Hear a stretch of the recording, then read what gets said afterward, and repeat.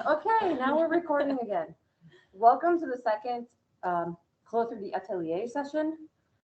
Okay, and we're recording this so that we can put it up on our YouTube channel after the fact.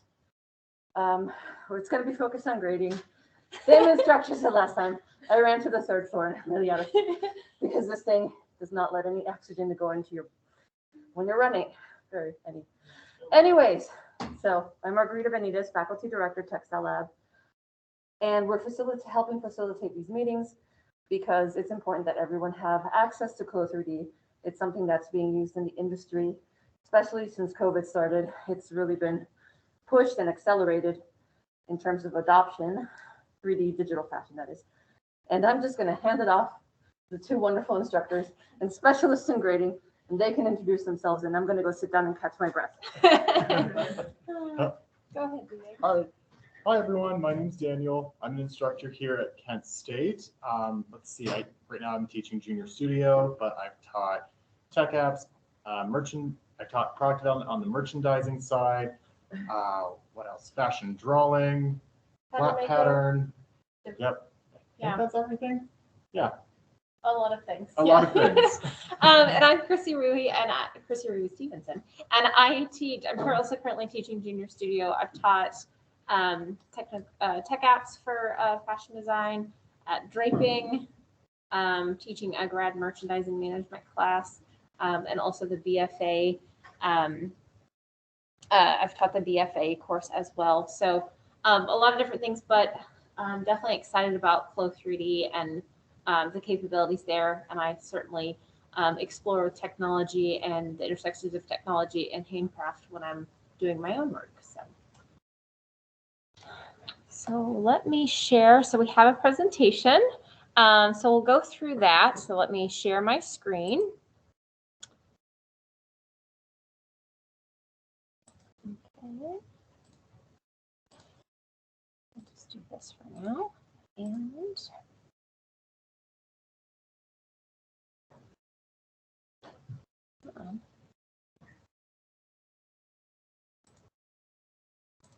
all right. Come on. There we go. So welcome. So the purpose of these meetups, so this is the second one. We started with just kind of talking about CLO3D in relation to kind of traditional physical 2D ways of making things that we've done for many years, paper, pencil, and then how that translates is really just the same thing in CLO, just a little bit quicker and on this digital screen. So this one, we're going to talk about grading and that process. So we're going to learn new skills, perfect our known skills, and learn from each other. So these are the three of us. We need to change your name on there. I need to change my name on there, yes.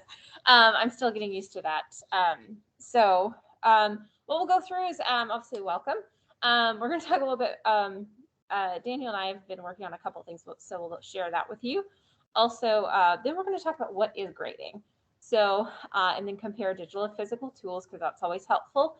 And then we're going to, Daniel's going to do a demo for you, and then we'll have time to explore for you as well. So this is a video, if you're watching this or looking at the recording, this is a video, you can link to it if you want to learn a little bit more about CLO3D. The software, here's some links to the software as well. But if you want to, I've talked a little bit, if you want to go into like just some of the benefits for those of you who weren't here for the first one. Yeah, some of the benefits of CLO. One is probably one of the biggest ones is that it's sustainable. It also is a huge time saver. The amount of work that you can do in CLO compared to hand pattern is exceptionally fast and accelerated. And not to mention that even when it comes down to the industry, this is cutting lead time down by like 15 weeks, which is pretty astronomical. For those that don't know what lead time is, lead time refers to the product life cycle and from its conception to getting it onto the shelf.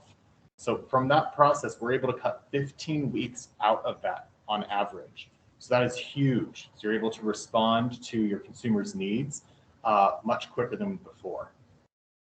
And I was just thinking about, because I'm teaching this merchandising class, we were just talking about it. And if you think about like if we talk about like there's waste in the industry. If a retailer wasn't required, if they didn't order quite as much right off the bat, and they could place a reorder mid season or whatever to get whatever is needed and have that lead time shortened, like those kinds of things are very positive, because then you're just making what is needed rather than making a bunch right off the bat. So helping get those, those production choices closer to what the customer actually is going to purchase and buy. So what have we been working on? So this was, you can definitely share your work on Slack, and there's a link to it at the end of this slide, so make sure you join that. I was working on this. The pattern is more of, so I'm auditing Linda's digital knitting class to learn that technology, and the pattern on this is more of like the texture I want to put in the garment, but I developed this pattern. It's almost zero waste. You can see it kind of twists around the body, but I was able to develop it very quickly in CLO, perfect the fit, and also put that graphic on there so I could see like how my pattern would like go around the body, because I'm kind of playing with the grain line on this. So I worked through this, it happened very quickly, and I got a visual within about 30 minutes of my initial idea. So it helped me work through that really, really fast. And I sewed one up in a little prototype, and I really liked it. So still in progress, but that's what I'm working on. And what I've been working on is some shearing techniques that we're going to be looking at today during the demo. Here is a really beautiful, simple gown, and this is what we're going to be demoing today to grade later on. So more on that in a little bit. Cool. Very cool. So I'm going to start by just sharing, like, we're going to talk about what is grading. So grading is taking a sample garment's pattern and developing a full size range of patterns. So if you've got one size, you need all, accompanying sizes.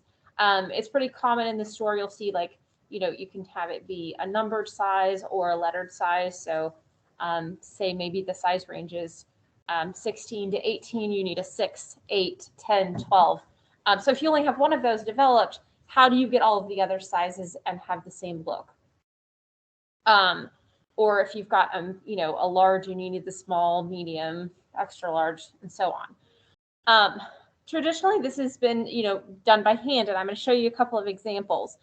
Also, in the past, with the process that you use by hand, you would need to have like your sample size be in the middle. So if you have a 0 to 12 size range, your sample has to be a 6. So that way you're not, when you grade to the ends of that spectrum, you're not getting it too exaggerated one way or the other. So if you had a sample size 0 and graded it all the way to a 12, you would be distorting it a little bit because you're changing it to such an extent. So that has how it's been done. So a couple different types of grading. So first off, there's the cut and spread, which we have here. And you can see how the body, so I'm just using the basics women's sloper that we talked about last time. It's familiar. But you would cut this garment apart, or the pattern apart, and sort of spread it in different measurements. So these wouldn't be necessarily evenly spread, or maybe they are, but they're spread in a way to add width and height in certain areas of the body, because the body doesn't change. We don't grow as tall. Like, we don't just think about Illustrator. If you are just changing the scale of something proportionally and it's just getting bigger and bigger, that's not how people grow. That's not how you change the size of a pattern. We would have 20-foot tall people wearing larger sizes of garments. This is a good example. It shows how you can do pattern shifting, and I'm going to kind of show you an example. But you have your basic pattern and you move it and create, plot these new points, and you connect them, and you have all of these other sizes here. So you can see those points. So you're moving this base pattern to find these other points. And then this is computerized grading. It's an image of that, and that really shows you how the pattern size changes differently. Even the slope of the shoulder changes just a little bit differently based on the size. So if you're grading by hand, you do it with paper, pencil and ruler, scissors, and also grade rules. So in traditional grading, like, this is literally from a book. I have a grading, book. I took pictures to share with you, but you have these grade rules. So this is like 4 to 6 to 8 to 10 to 12. And you can see how between a 4 and a 6, we're grading, this would I imagine be the waist, because that's usually where you start. You're adding 1 inch, but when you get between a 12 and a 14 and so on, we're adding 1.5 inches. So you have these grade rules of how the body changes. So it is, it's math, it's technical. So you could work through this, but that's the main thing. Also, the other thing, just as I've mentioned before, width is not added evenly, nor is height. It's all about the proportion of how the body grows. So to grade by hand, you would, if you cut this apart, you would move all those little pieces out, right? So you'd make them bigger, you'd move them apart from each other, kind of like you can see in this picture right here. So that's obviously, making it bigger. To grade down, you would obviously overlap them and make them smaller in certain areas. You can also take a pattern you have and like move it up and over. So we have this sort of XY axis. So you move this up, over, down, and you can see the arrows. So on one, you would have a measurement go up, mark this here, go out, mark this corner here, go down a little bit, mark this edge, out, mark this. So you would work through it that way. So that's a very traditional way of grading. Here's a women's wear grading. So you can see how it's cut apart a little bit differently in the back here to accommodate the shoulder. You can see the skirt in this here. And I'm going to stop sharing for a moment. And I'm going to have my camera. It's Mike. Right. Let me do a little bit light. And I'm just going to move this over here.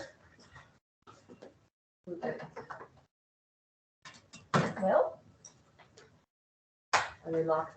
yeah, surprisingly. So if we had, Let me turn off the projector. thank just a minute. you, so we can see this. So in the traditional method, you would have your pattern piece, right? And so you would have, okay, first thing is I need to move it up. So you measure how far you need to move it up. You move this, you have your line here, right? Have a line, you move it up your increment and mark it, right? Then you would be like, okay, I need to move it that way. So you've got to make sure you move it on the perfect horizontal, move it over and mark this corner, right? And then I think the next one is down. I can't remember, so don't follow me to try to grade. But then you'd mark this, and then you come out, mark this. You might come out a little bit more, mark this, down a little bit more, mark down here. So then you would end up, and also you'd have to deal with the dart here as well. So then you would end up with all of these points, and you would connect those, right? And you'd have your other one original was like kind of inside there. And you'd have to do that for every single size. And you would take this one, so you grade this one to this size, and then you would take this size, do the same thing, grade it to that. So you can see it's a time-consuming process, right, to do it by hand. But I want you to understand like how that works. The other thing, like it could be, you could literally cut this apart in those lines that the book has, and separate it out, tape it to the paper underneath, trace it, cut that new piece out, and again, do the same thing over and over with that. So that is how, hand done grading works.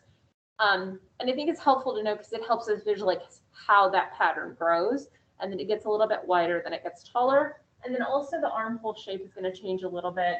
The shoulder slope is going to change. If you think about the neck, it's going to need to come out a little bit. So our curve here is going to change as well. So that is that part of grading. So let's now talk about a little bit easier way. Oh, yes. Any questions? Does that make sense online? Do we have any questions? Has anyone tried to grade before? No? Hold on, someone. No. No. Okay, Rachel. So how did it go, Rachel? Were you successful? Not the best. What kind of garment were you trying to grade? Hi, can you hear me? Can you hear me? And you can speak if you want to. You don't have to type. Oh, that'd be weird. Well, yeah, and make sure you unmute. Oh Can no, you hear me now? Oh, no worries. no worries. But I'm glad you tried it. It's important to, like, it's good to try it. So, and I feel like it's always good to try things like 2D as well, just kind of get a sense of it if you're having trouble connecting to what's happening digitally.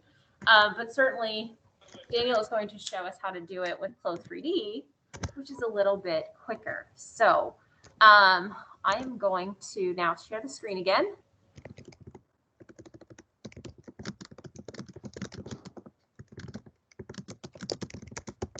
And, oops. Quickly. And I will pass it off to you. All right. Oh, let's get the projector going. Oh, sorry about that. I'll turn the light off. All right. So now we have a good idea of how it's been done for the past, what, 100 years since industry. So we've got a good recap on grading and what it was like in the past. Once this projector is back up, we're gonna start talking about the digital grading process. 14, 13. We have a countdown. We need clickers for all the lights, everything at once, right? Mm-hmm. Yes, a clapper. That would be great.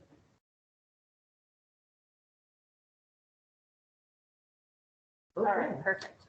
All right. So it's a little different in CLO3D. As you can see, here is a pattern in CLO that I have graded, and this has a 2 all the way up to a 20.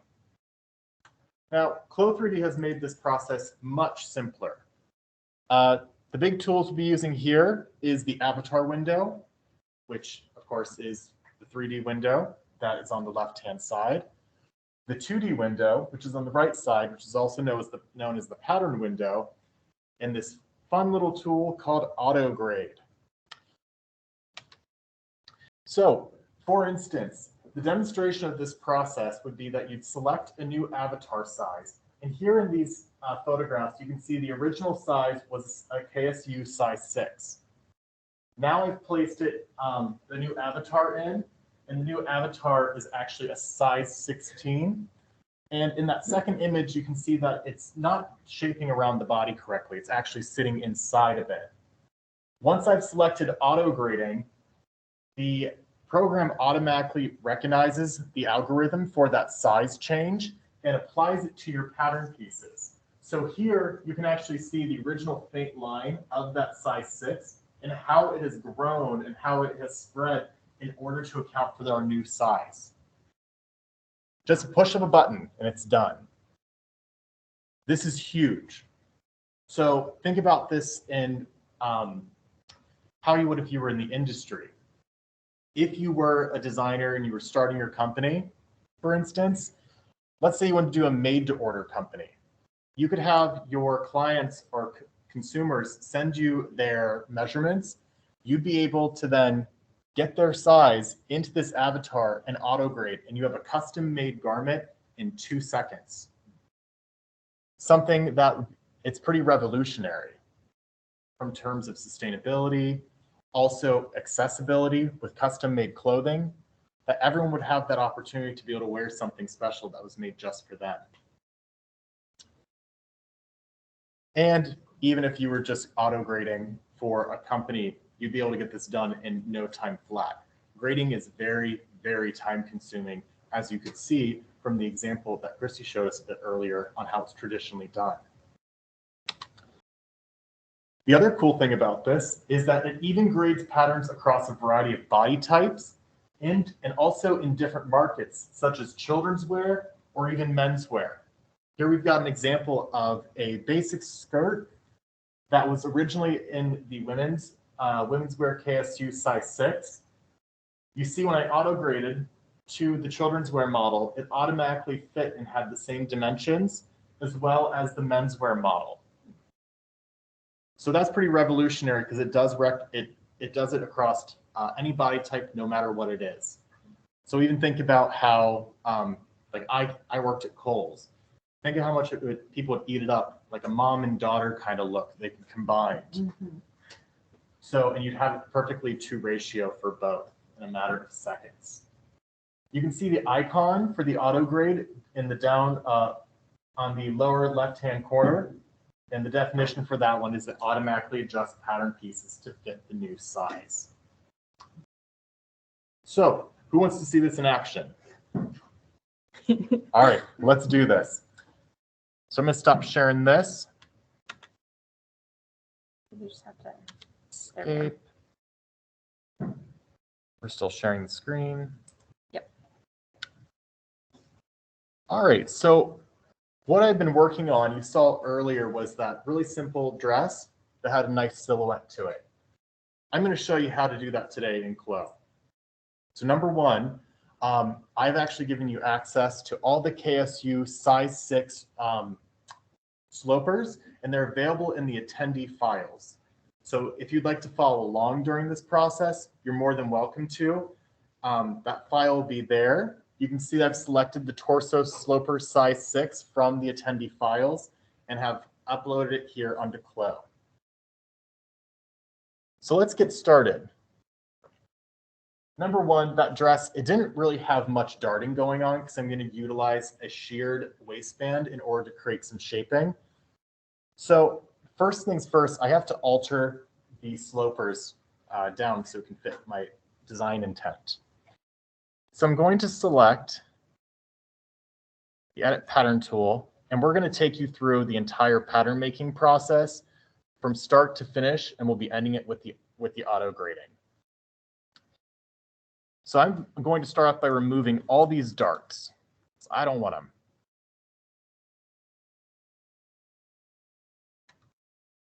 Going to remove these fisheye darts. So you click on them and then you hit delete? Yep, exactly. So I'm just left selecting these darts and then hitting the delete key to remove them.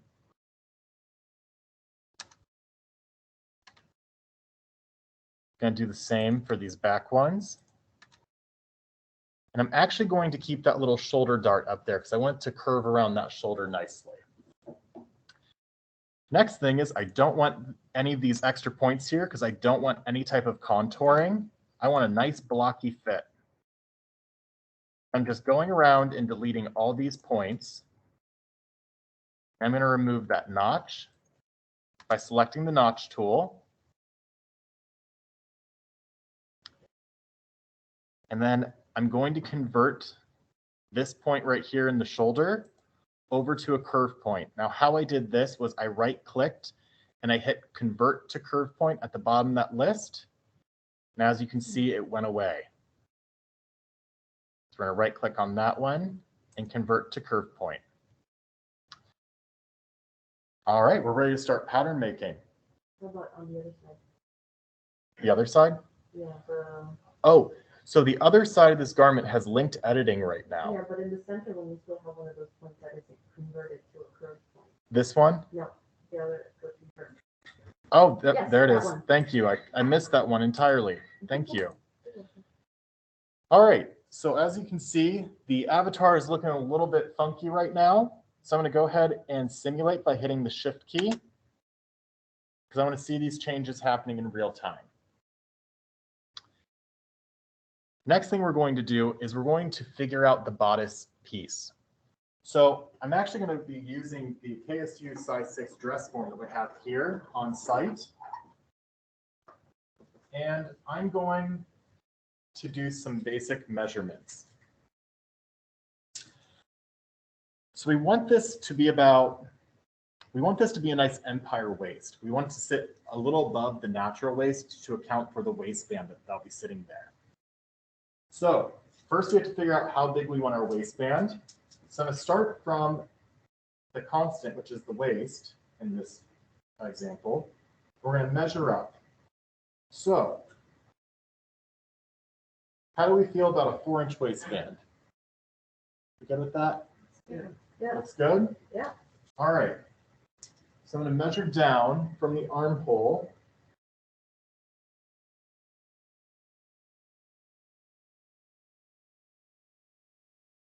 We're going to do about a 4. So we're going to measure down from that armhole and add a point. So how you do that is you come to the Edit Pattern tool, you left click on that link to open up this window. It's going to add point or split line. Now you can see them have 2 measurements that have been created on either side of this line, and it gives you what those measurements are. I'm going to right click on this line because I want to get an exact number in there. And as you can see, when you open up the split line window, line 1, which is highlighted in yellow, and line 2 that's highlighted in blue are showing us what those 2 measurements are from that point. I'm going to go ahead and change it, line 1 to 4 inches. Now, whenever you do something like this, you want to make sure you're paying attention to what line is yellow and what line is blue. Otherwise, you can end up with a kind of wacky little line thing right there. We're going to do the same thing to the other side. 4 inches. And then we're going to do the same thing to our back pattern pieces. Now I don't have to go back over to the other side because these are linked editing for right now. So now we have those points. I'm going to use the internal polygon line tool, and I'm going to connect these. So I'm going to select that point, I'm going to select that other one, and I'm going to double click to end it. Next thing I'm going to do is I'm going to click on that back point, and I want this to be a nice straight line. So CLO3D has this great feature. If you hold down Shift, you'll get this little tiny map that comes out here, and it'll make it so you can't leave that line in whatever direction you want to go there. So I'm going to bring it all the way over to the other side of the garment and double left click. And now we've got our new style line. Now we want to disconnect that because we don't need it anymore, right? So what I'm going to do is I'm going to left click that line, right click it, and I'm going to cut it. I'm going to left click this line on the front sloper. I'm going to cut. All right, now we have these new pieces. I actually want to get rid of these because I want to have a nice full skirt attached here. So we're just going to delete them. All right. Now, something weird's going on over in my avatar window. Anyone can guess what it is? It's the sewing. Yep, you got it. So I'm actually going to go in and I'm going to delete this sewing here. And as you can see, I just selected the Edit Sewing button in the 2D window, which brought up all my sew lines in the direction that they're moving in. So let's get rid of those.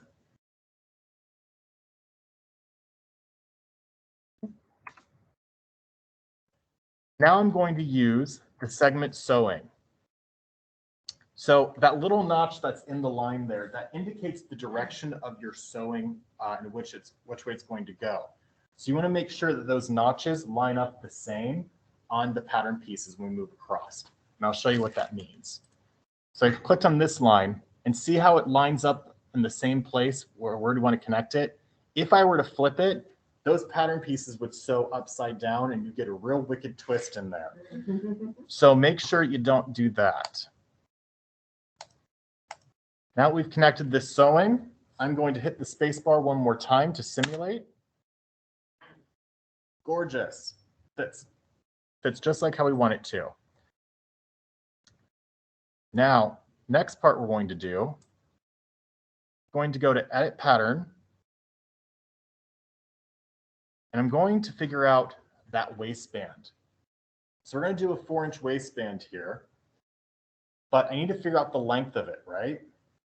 So how you figure out the length is you would select this line, And I know that that's 9.203. I know that this one is 18.018, and this is the same as the left side, 9.203. Now, let me show you a great little tool you can utilize. If you just left-click this line, hold the shift, left-click this line, and then left-click this line here.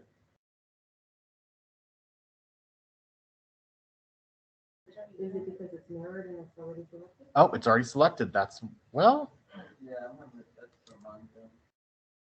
9.2. It did change the color. You know what I'm going to do? I'm going to unlink these really quick because they're giving me a trouble.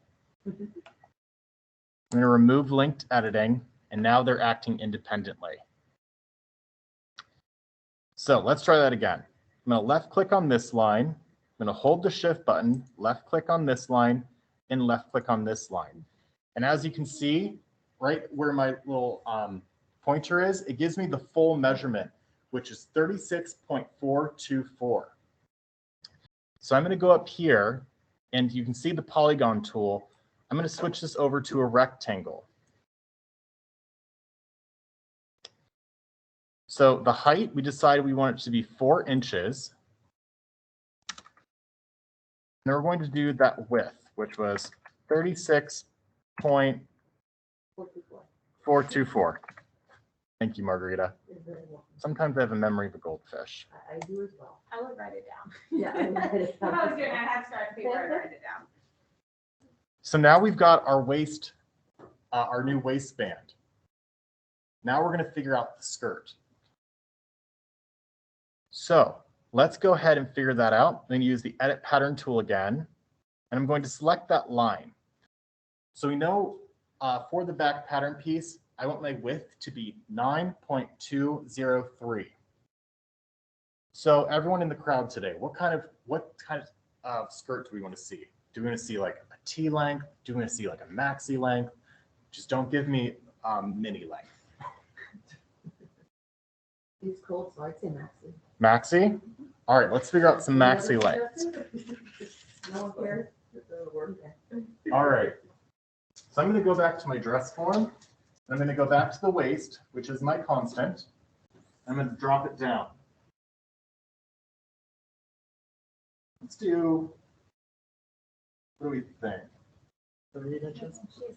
Okay, so let's do 38. Does that sound good? That sounds good. All right. So we're going to do a 38 length.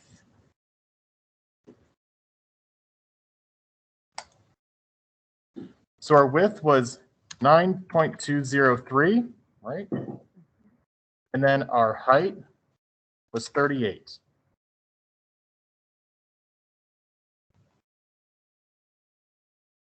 So now we've got that piece. Let's go ahead and move that down.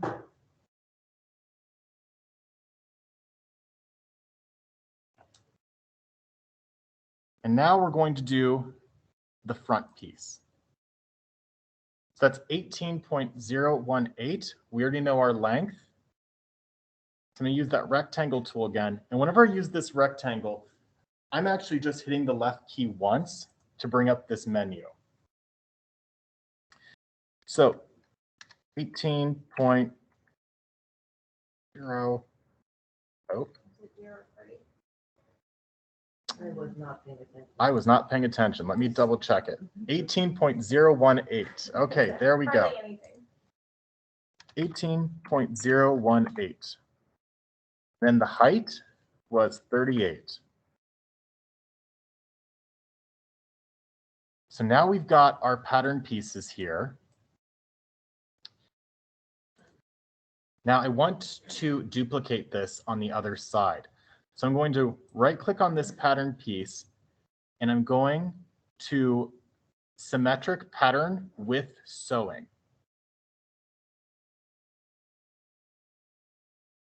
I'm going to bring this on over to here. And now those two are linked together. So whatever I do to the left piece is going to happen to the right piece. All right, so we want a nice big full skirt here. So I'm going to be showing you the fullness tool today. I'm going to spread these pieces out some.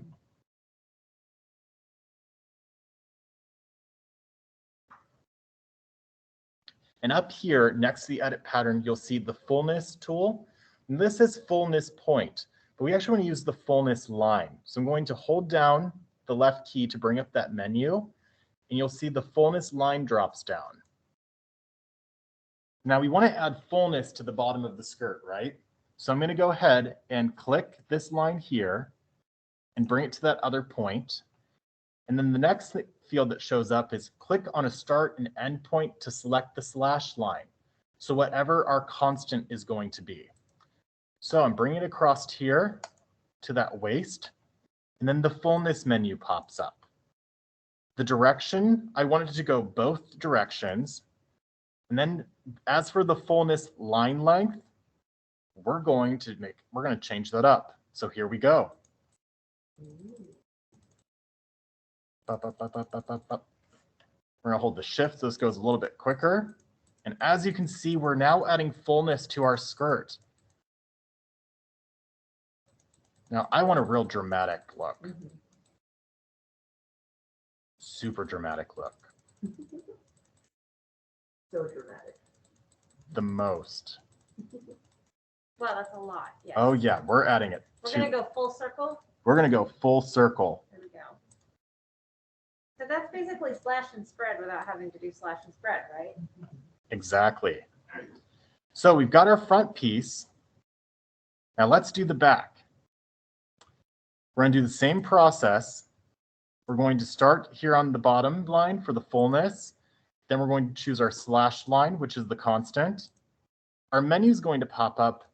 Now, as you know, that's our back center seam. So we don't want to add fullness in both directions because that's just going to look weird.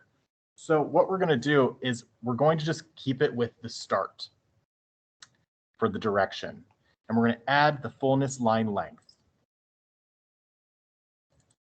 Here we go.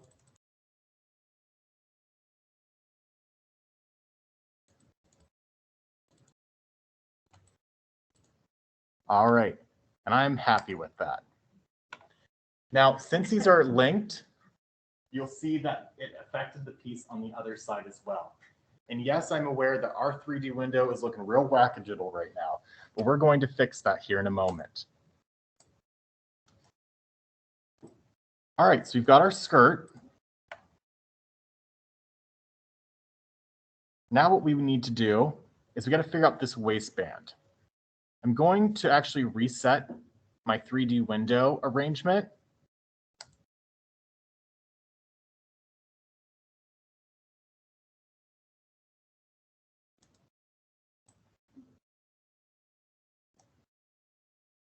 I'm actually going to reset the 2D arrangement. Pardon me. All right, so now it's looking like what we've got on the 2D window. I'm going to bring this up. I want some room to do what I'm about to do next. So who here has heard of shearing? I watched a video about it on YouTube. Yeah, so shearing is pretty much a technique which it's like gathering, more or less. So you can use stitch lines to create a really beautiful shearing effect, and I'm going to show you an example of that today. So for this waistband, first thing I'm going to do is I'm going to select the top line and the bottom line. I'm going to hold the shift key. Now that both those are selected, I'm going to right click and I'm going to distribute internal line between segment. This is going to act as our sew lines for that shearing effect. So now this menu comes up with number of offsets, and I'm going to add 4 of them. I think that'll look really nice, actually. And now we've got that piece. It's looking pretty good there. My next part is now I want to duplicate this. The reason why I'm duplicating this is because I want it to be on, I want it to have an underlayer to sew to create the shearing effect. And yes, How many offsets did you do? I did 4 offsets. So now I'm going to right click this again, and I'm going to layer clone, but I'm going to layer clone over. So what that means is now all those internal lines that I just distributed across those pieces are acting as sew lines now. It's automatically converts them over to sew lines. So I'm going to layer that clone over. And now we've got our new piece. So everything's looking pretty good. Last but not least, I really want to increase the elasticity of those stitches that we just created. So I'm going to select the underlayer, and this is very important that you select the underlayer when you do this. Let me get a little bit closer here. I'm going to select all those internal lines. I'm going to open up my property editor. And you see in the selected line, there's the 2D line length, the 3D line length, and then we have elastic. We want the elastic. Once I've clicked on there, it'll come down with the strength in the ratio. So I want the ratio to be 100 because that's going to look fabulous.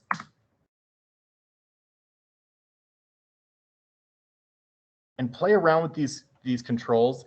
It just really takes playing around with these to understand what their purpose is. So What the setting should be.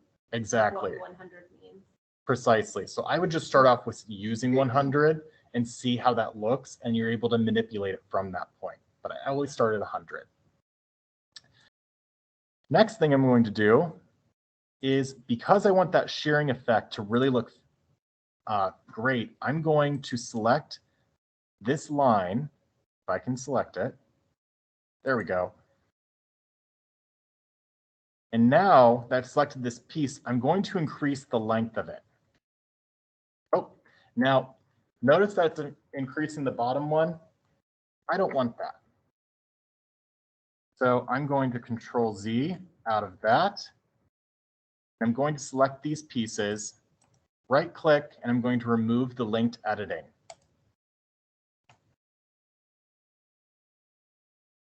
Now we're going to increase that length a little bit. And I'm going to decrease the length of the other one.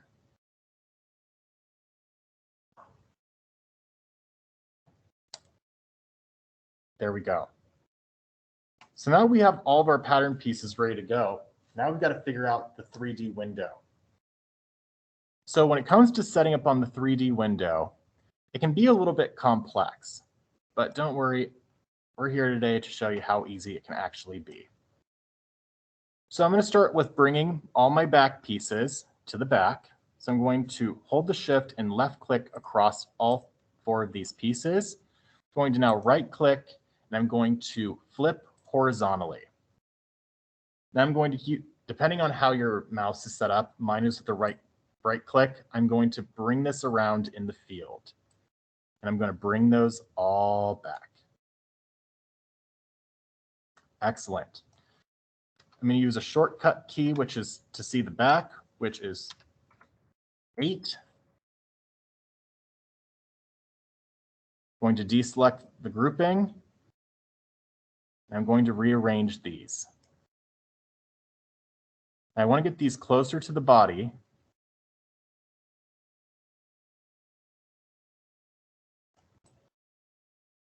So I'm going to kind of whirl around to the side. Now you don't want it to sit inside the body. I'm going to line these all up. Key 8, key 8. Going to bring the front bodice piece a bit closer.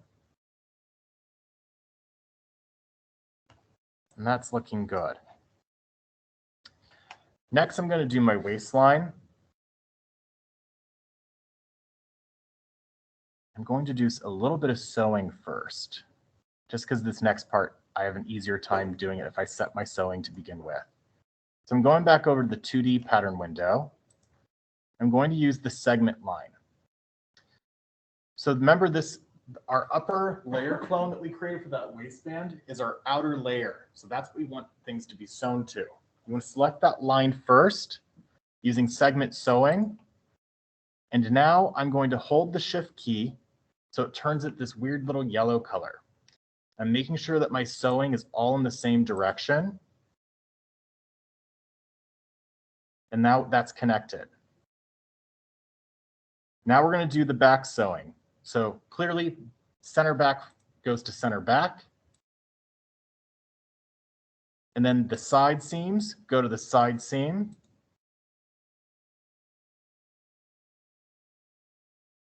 And now I'm going to use the bottom of that waistband, and I'm going to connect these over. So I'm going to hold the shift key again like I did on the top portion.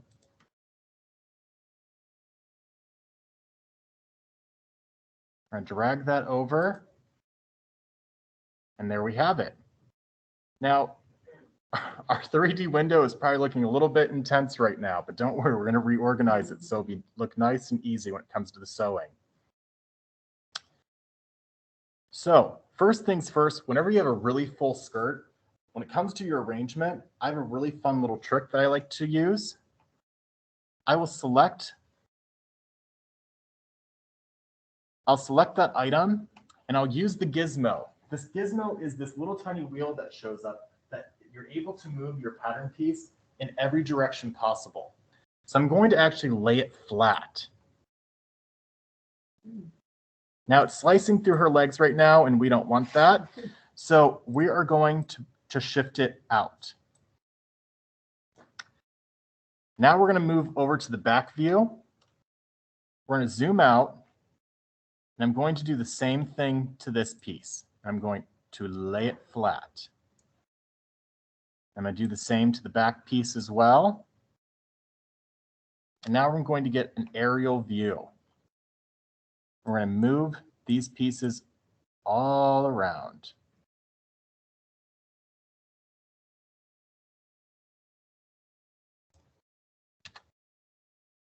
I want these to be on the floor, and I want them to be a little bit straighter.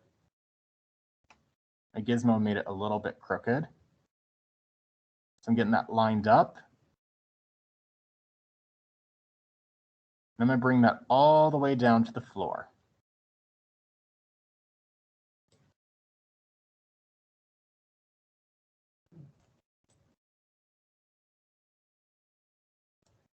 Do not worry, there is a method behind the madness. No, I can see where you're going. It's great. So next is that waistband.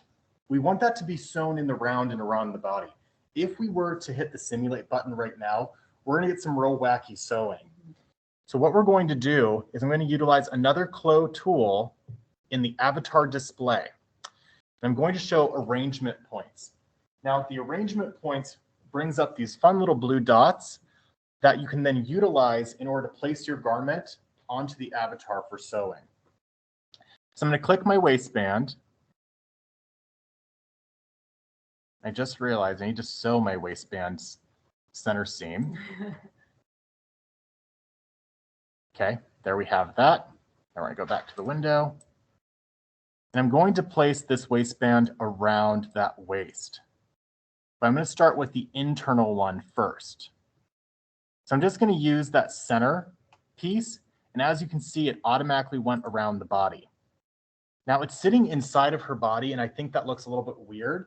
So if you ever need to offset your axis of your pattern piece in the 3D window, you can go to the property editor and you can use the offset in the arrangements of the property editor.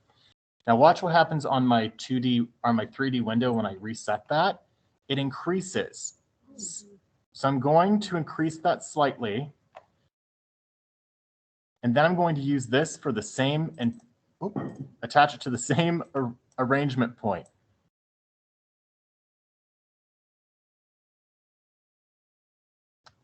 If I can select it, that is.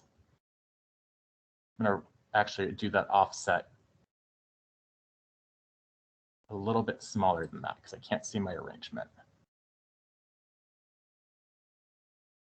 Maybe to clear this up a little bit, I'm going to get rid of those sewing lines because it's starting to look a little bit messy. There we go. So I'm going to put the waistband on there as well. And I'm going to increase that offset to about right there. And then the internal waistband, I'm going to offset it as well so that it sets inside there. I'm pretty happy with this arrangement. If you would like, you can also use the center one and attach it like this. But personally, I think sometimes arrangement points can get a little bit funky. It's a great tool, but you don't want to rely just on arrangement points all the time. As you can see, it can get a little bit weird sometimes. So we will use it for the tops just so you can see how that's done. But just for the front, because the back ones can get a little bit weird. All right, the moment you all been waiting for, when you hit the simulation button. So, drum roll and simulate.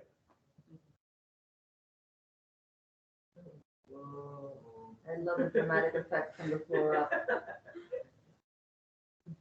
And there we have our dress. Now we want to make some changes right off the bat. The first thing I'm noticing is that I'm not digging the size of that waist. So I'm actually going to manipulate my pattern now by increasing the length of that. I'm going to decrease the back piece or the underlay, and I'm going to simulate again. And now we're starting to get a little bit of a nicer shape there. Going to decrease that a little bit more.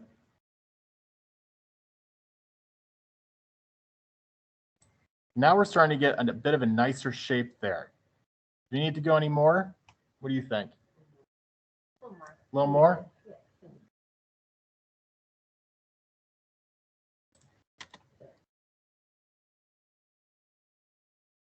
What do we think of that? I do too. So now we've made a dress in what? 30 minutes? Are the shoulder guards sewn? Oh, thank you. Yes, they are not sewn. So let's go ahead and close that up. So you can look at your 3D window and see some of those little things if you missed something. So we're going to sew those bad boys up. We're going to simulate. And then I'm going to fix this back because the back, something funky is going on. Did you sew together the underlayer? The underlayer is actually sewn right now because it auto sews it. What I want to do is I want to get rid of the sewing around it because it's causing some effect. There we go. Now it's released. And I'm going to get rid of those internal lines that are happening right now within our pattern piece just because they're a little distracting.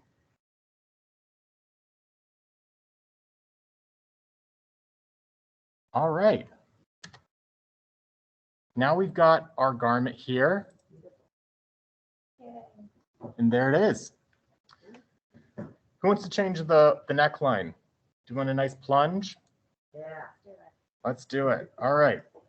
So in order to change that neckline, first thing I'm going to do is I'm going to edit the curvature.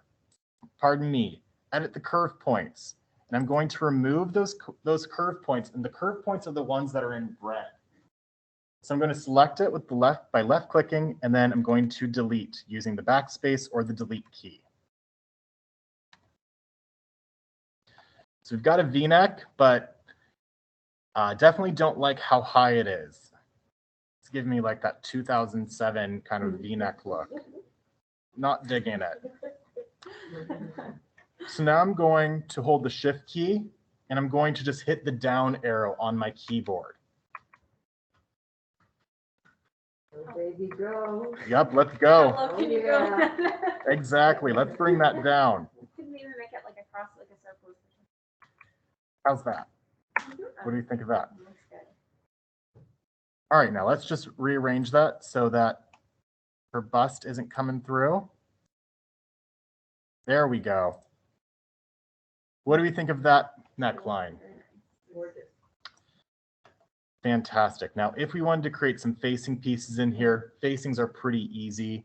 I'm actually going to increase this a little bit more because you know, if you haven't noticed, I'm all about the drama when it comes to the clothing. There are 2 questions when you have a chance. Yes, Yeah. absolutely. Okay, so Rachel had a couple of questions. Yes, what, The Rachel? first one was, is it incorrect to assume the success of the auto-grade feature degrades as the complexity of the pattern increases? So if it's a really complex pattern, does the grading system get worse? Nope. No. Nope. Okay. It does not degrade. Okay, fantastic. And then the second one is, how do you tell CLO3D what kind of fabric the slopers are for? So is there a way to change the type of fabric that? Yes, and we're actually going to be covering texturing Next. in the next atelier in December. So Yeah. so December 10th, so sign up for that one. absolutely. December 10th. So next thing is I'm going to create some facings for this neckline. Now you do this for the front and back. For the sake of time, I'm just going to do the front today. So facing wise, how wide do you want this facing? What do you think, like 1.5 inches, 2? I do 2. 2? All right. So I'm using the add point on this line here. I'm doing 2 points or 2 inches. Pardon me. So many numbers. I'm going to do 2 inches there. And here I'm going to create a separation right in the middle.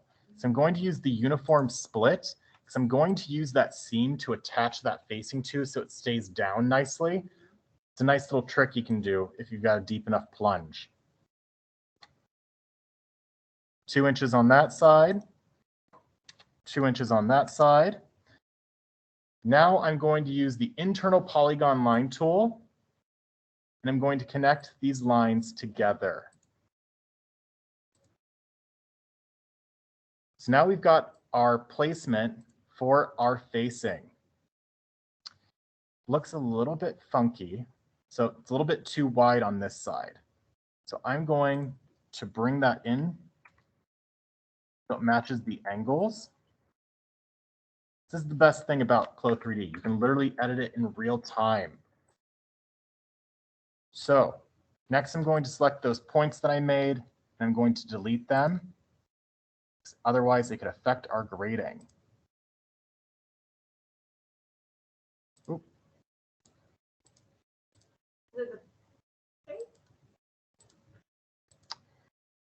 Pattern?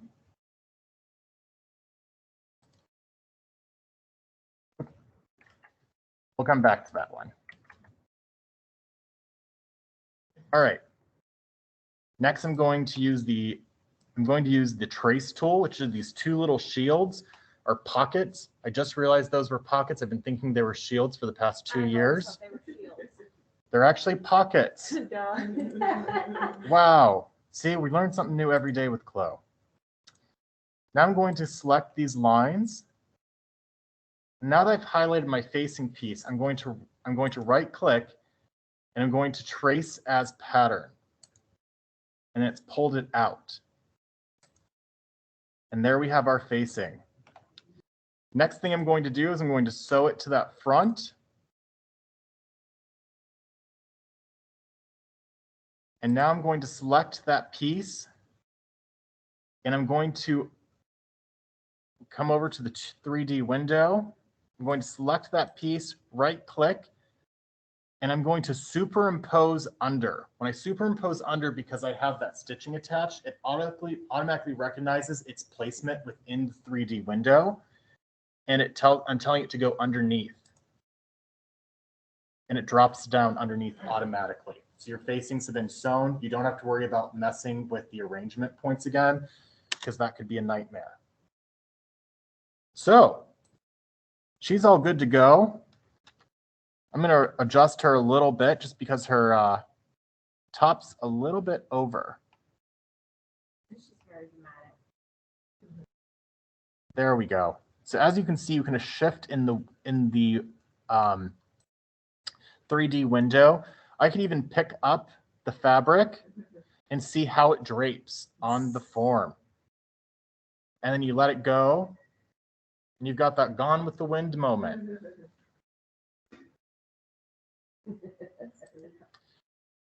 So that was a pattern making process from start to finish. Of course, you're going to include some additional facings for the back neckline and the arm, but I want to make sure we have enough play time today. So on to grading. Grading is so easy in this program.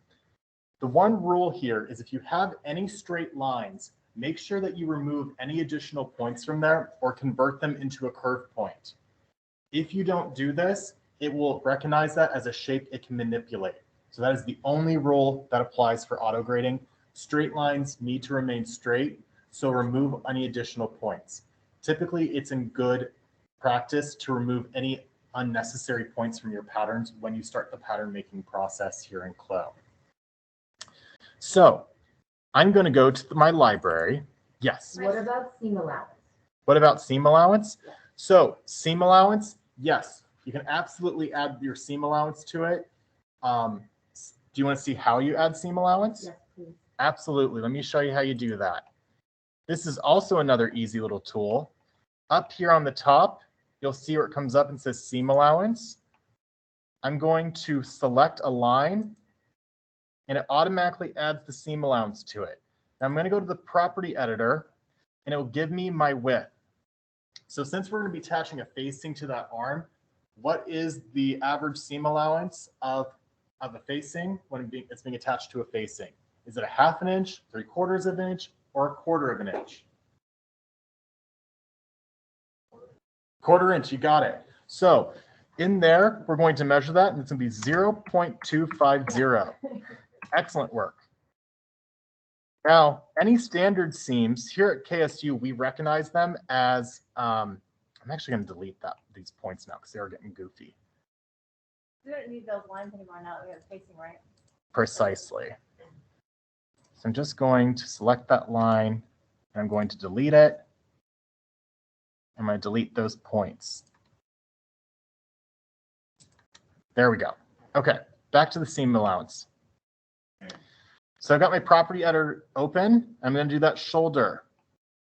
So here at Kent State, our standard seam allowance is 1/2 inch. So it's 0.5. You can add additional zeros if you'd like, but it's not necessary.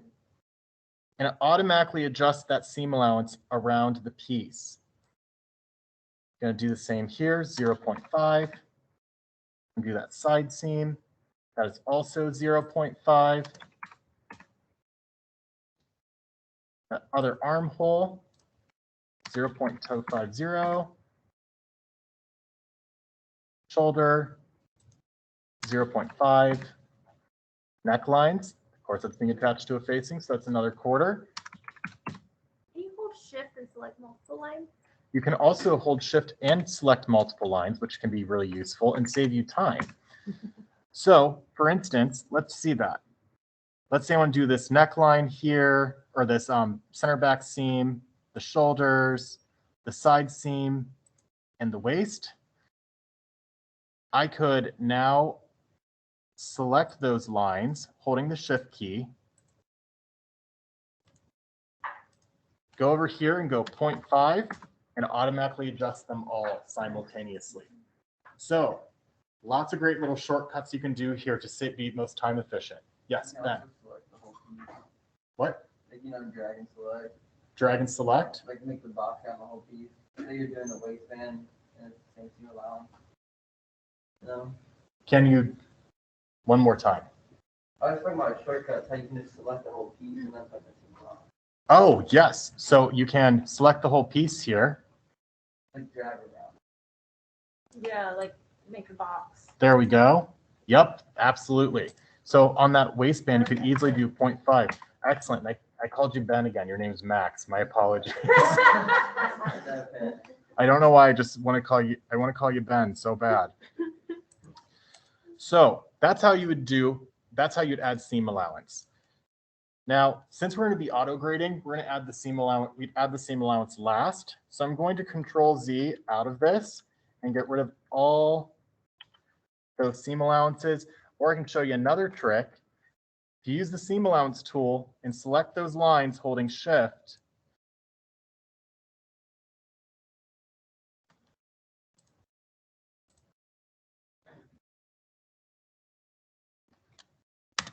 you can delete them all in one click. Can you select all of them? Yep. Can you show us how to do this? How what? Can you show us how to do this and how to select all of them? Oh yeah, how you showed select all of them? Um, All right, so let me backspace. So how you would do that is you would be up in the seam allowance tool. You'd hold the shift key down and then you would just left click and select any of the lines that have that seam allowance placed around them. Another trick you could do, I'll do it to one, how about, and show the other.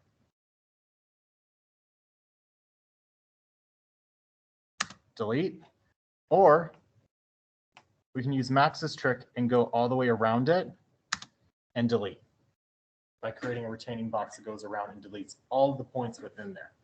Just one more. There's one more. Oh, I missed one. All right. So let's go ahead and let's get into this auto grading. So all you're going to have to do to auto grade is you're going to go to your library. You're going to select an avatar. And I'm going to use Fifi. I know their names are really silly sometimes, but they're all named. They're all a character, right? So our dress forms here at Kent State match up with the ASTM Missy Kirby here in CLO3D. So I'm going to use the same one. I'm going to click on that, and we're going to go up to a size 18. So I'm going to select that line, and it brings in our avatar. Now, clearly this garment is not fitting right now, but we're going to make it fit. So all you have to do to auto grade is you come over to the 2D window, and you'll see this little thing come up that says auto grading. I'm going to select that, and a menu drops down that says auto grading, and I'm going to maintain my pattern curvature by 100%. Now, inside of that box, you can see that says maintain graphic size. When we get into texturing in the next atelier, we'll talk a bit more about this tool. But if you click that box, it will actually grade the graphic size or your print size as well. So it's an additional tool they've placed there for you. And ready? So all we have to do this is hit OK.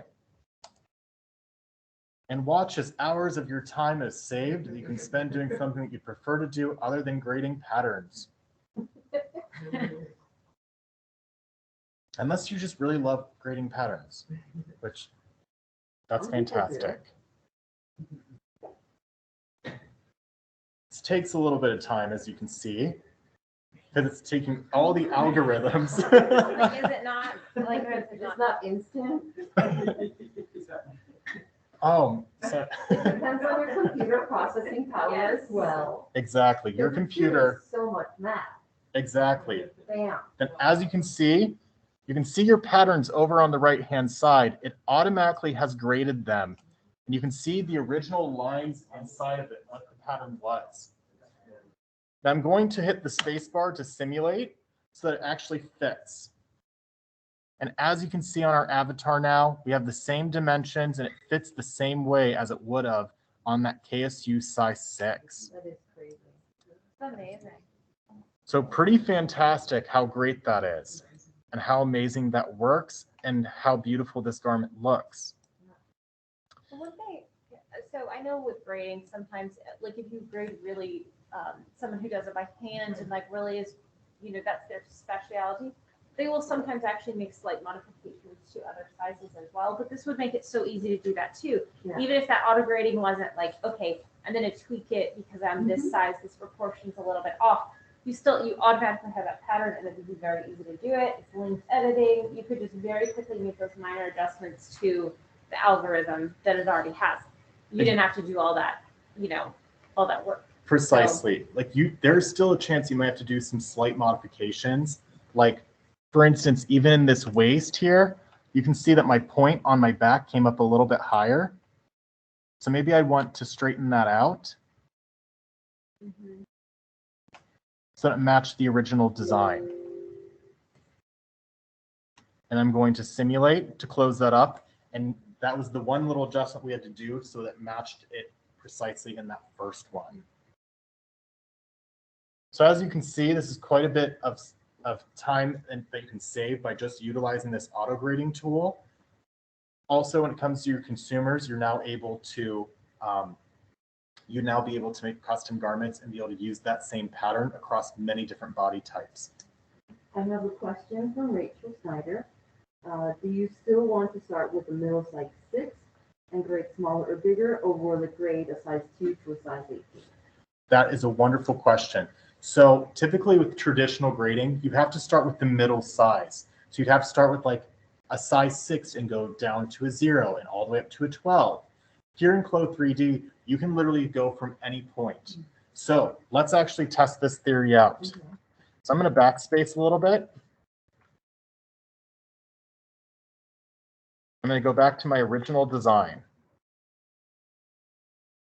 Now you can see I've backspaced to that original. I always go back to the original design itself when I'm grading, because that is your constant. So whatever it might be, because that was your original design intention, always move back to the original design when you were doing this grading. So next thing is I'm going to go to my avatars. I'm going to use that 2.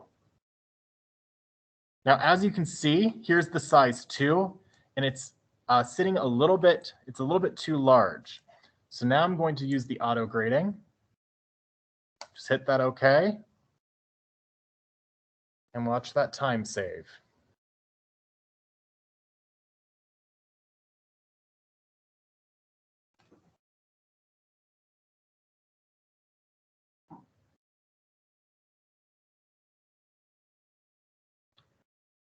Yes.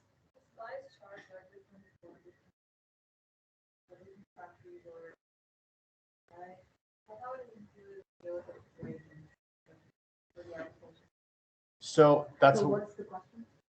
So the question is, how do other grading systems or other countries like grading or sizing comes into play with grading? So for instance, we have it set to inches right now. Most other countries use millimeters because the US is just weird and uses inches for some reason. But you can actually convert that over in your user settings, and it'll automatically set it to those millimeters. Additionally, say you have your company and you have a certain size that you would like to use, or you have a standard sizing that your company has developed, you can upload those into your avatars and then utilize those as well. So you can customize that avatar to whatever shape you need, or set your own avatar size depending on that sizing that you'd like to see. Excellent question.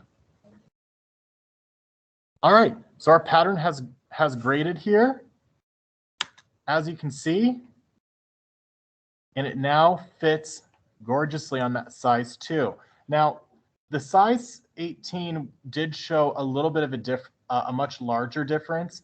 Here, going from that 6 to that 2 is a little bit more minor. So you can just see those little tiny slivers that it took away from the original pattern. Now, I'm going to go to a quality render 3D just to see this in a higher quality. And there we have it. So I have a question. So now you have a size 6 and a size 2. How would you go about, making your 4, making your 8, and so you have all of those in that same window, kind of like what we started with? Wonderful. All right, let me show you how you do that. So in this instance, I'm going to now just move up to the 4, or we'll do Or you should do a 10, or like, just how do you get multiples in there so you have like your full size range? You load it in, hit OK.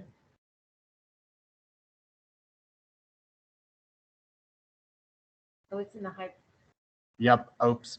So if you're in the high quality render, it's going to take it much longer because as you can see, there's a lot more shadowing and texture that's going on in the 3D window. So make sure you shut that off before you simulate. I actually made a mistake here and didn't do that. I'm used to my computer at home, which does these things a little bit easier. If you have a gaming computer, if you're a gamer, then you're in luck because it actually is really useful to have a gaming computer because it has that enhanced graphic card. All right, so now we've done the size 10. We've got that shape right there. Now, we're going to have to make a few little adjustments, it looks like, because we got a little bit of a wing here now. Oops.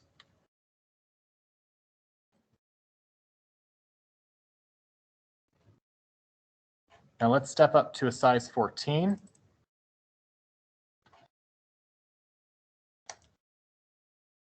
Auto grade.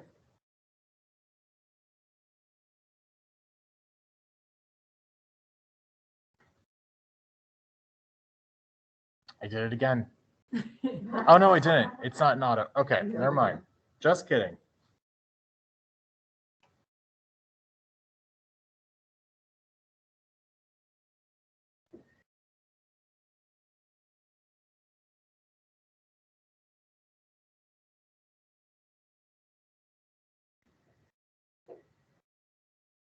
We're going to simulate.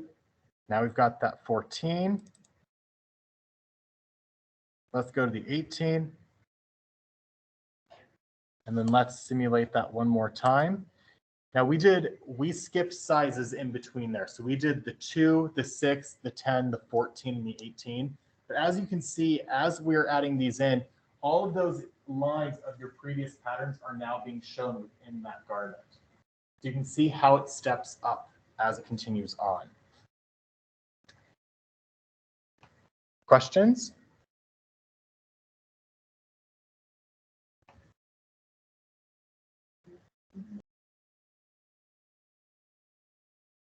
So as you can see, this tool is going to be your best friend going forward. You can literally do one design, and your one design can fit any body type possible. If we want to see maybe one, I was actually going to do a children's one. How about? Oh, but that plunge. Oh yeah, okay, that's a good point. I thought we spoke about that earlier. We did. You know, we're going to go ahead and flip that over. So I'm going to go back to my original design. So I'm just holding down Control for PC, Command for Mac users, and hitting the Z. The back step. I know things are looking a little bit funky right now. Am I back down to the original? No, not quite. There we go. Now I'm back to the original. And my sewing got a little bit weird. Okay, we're going to just reset that 2D window. I'm going to delete the facing for right now. I didn't know you could just reset one of the pieces. Yeah, that's it. Oh, I Yep. didn't know that. You select, Okay. right click, reset I learned something 2D. new today. There's always something new to learn. So I would just have to reset all of them and then do that work over again. It seemed like there should be a better way. There is. Isn't that great? So let's go ahead and bring these pattern pieces back again. Oh, let's see. We're flipping horizontally. Moving to the back. 8 viewpoint. The shortcut keys are lifesavers. I absolutely love them. Okay, we're going to turn off our 2D arrangement points. We're going to simulate. And there we have it. It's backed on. Let's go across markets now. I'm going to choose male V2. And how about Thomas? He looks like a friendly chap. So now that we've loaded Thomas into our form, his body is eating the dress right now. So we're going to change that up. We're going to use the auto grading. We're going to hit OK.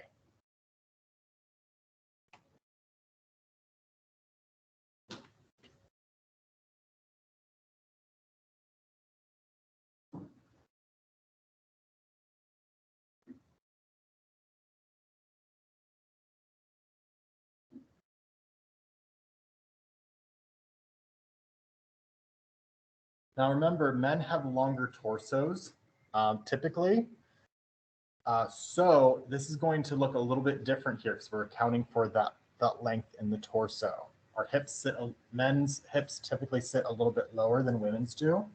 So that's just a general rule of thumb. That's not always the case. So here we have it.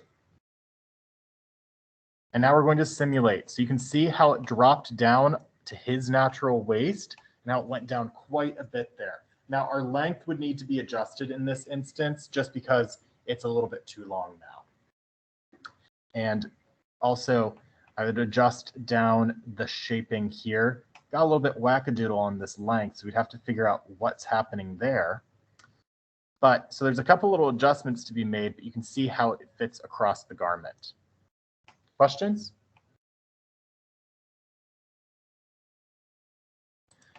All right, let's go ahead and close this out.